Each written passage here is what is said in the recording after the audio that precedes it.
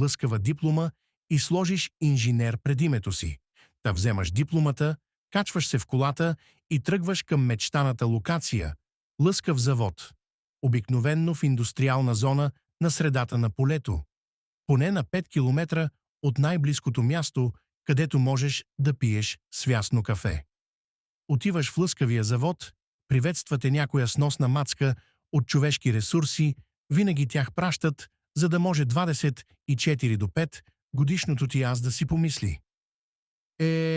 Има и готини колежки, вече имаш и причина да ти допадне средата. Първо интервю, второ интервю. Назначен.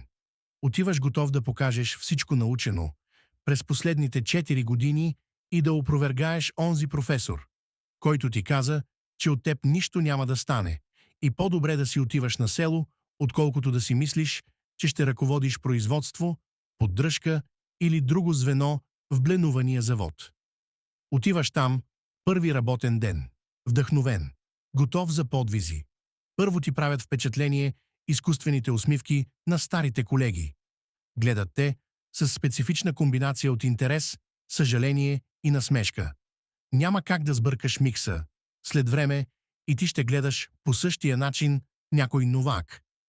Второ впечатление – кафето е отвратително.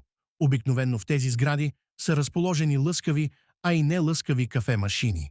Все пак нещо трябва да държи хората будни. Но кафето в машината е сякаш заменено с микс от изветряло кафе и пръст от нивата, разположена в съседство до производствената сграда.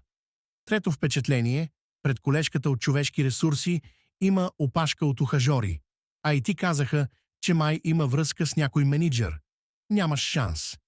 Искат ти актуална снимка за служебното досие и вече си заведен в регистъра. Един от 600 реда в САП или в прост Excel, съдържащ име, лични данни, отдел, длъжност и разбира се работна заплата.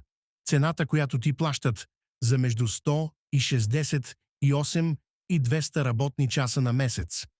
Връчват ти карта и вече можеш да се чекираш на влизане и излизане, за да може отговорното лице да следи кога си влязъл и излязъл от работа. За мен все още това е аналогично на обектите, населявани от лишени от свобода лица.